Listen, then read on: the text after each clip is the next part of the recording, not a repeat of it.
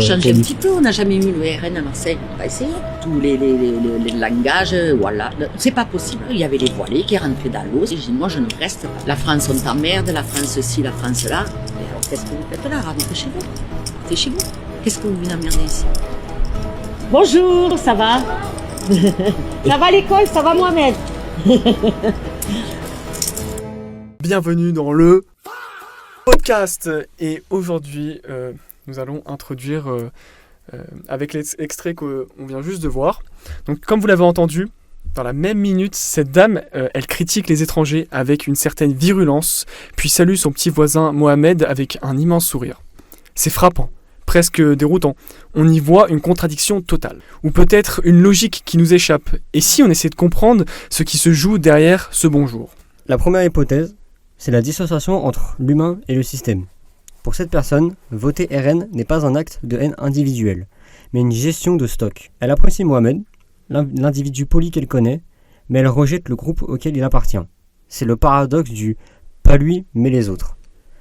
La deuxième hypothèse, c'est l'illusion du ciblage. Elle pense peut-être que le programme du RN ne visera que les mauvais profils, ceux qu'elle juge irrespectueux, tout en épargnant son Mohamed. C'est un peu ce qu'on a vu aux États-Unis, des électeurs latinos votant pour Trump, convaincus qu'ils étaient du bon côté de la frontière, avant d'être eux-mêmes visés par les mesures d'expulsion. Et ensuite, on a trouvé notre dernière hypothèse qui serait plutôt le racisme de distance. C'est-à-dire, en fait, c'est l'idée que le bulletin de vote est indolore pour celui qui le glisse. En fait, dans la rue, on est courtois, on garde un certain lien social, mais dans le silence de l'isoloir, on valide des mesures qui, concrètement, retireront des droits et la dignité à ce même voisin. C'est un racisme qui ne crie pas, mais qui exclut par délégation. Et vous, qu'en pensez-vous? Est-ce qu'on peut vraiment dire on n'a jamais essayé quand essayer, c'est parier avec les droits et la sécurité de millions de personnes? Peut-on se croire sincèrement innocent parce qu'on demande si l'école se passe bien en bas de l'immeuble, tout en soutenant un projet qui fragilise l'avenir de ces mêmes enfants? Au fond, qui décide de qui a le droit d'être en colère contre le système et qui a l'obligation d'être simplement reconnaissant et discret pour être accepté? Voici ce qu'il faut réaliser. Dans l'isoloir, en fait, on ne vote pas pour ses propres sentiments ou sa propre gentillesse. On vote pour un programme. Et ce programme, lui, ne fait pas de distinction de politesse. En fait, peu importe que votre intention soit bonne ou que vous soyez un voisin charmant, en fait, ce qui compte, c'est le pouvoir réel que vous donnez à une idéologie de hiérarchisation. Le problème de ce discours, c'est qu'il repose sur un malentendu.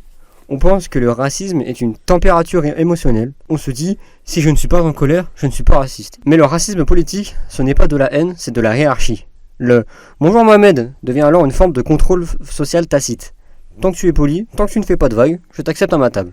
Mais dès lors, tes droits ne sont plus des droits acquis, ils deviennent des privilèges suspendus à mon bon vouloir. Et pour finir, posons-nous cette question simple avant de considérer un vote comme une simple expérience. Une société peut-elle réellement fonctionner si une partie de ses citoyens doit s'excuser d'exister ou surveiller ses moindres faits et gestes pour être tolérés? La prochaine fois que vous pensez à un programme politique, en fait, ne regardez pas seulement ce qu'il vous promet à vous, mais regardez ce qu'il coûte concrètement à votre voisin de palier. Le racisme n'a pas toujours le visage de la haine visible. Parfois, il a l'apparence de la normalité, une voix posée et la politesse d'un voisin de palier. Mais une idée qui exclut reste une violence, même quand elle est partagée avec un sourire.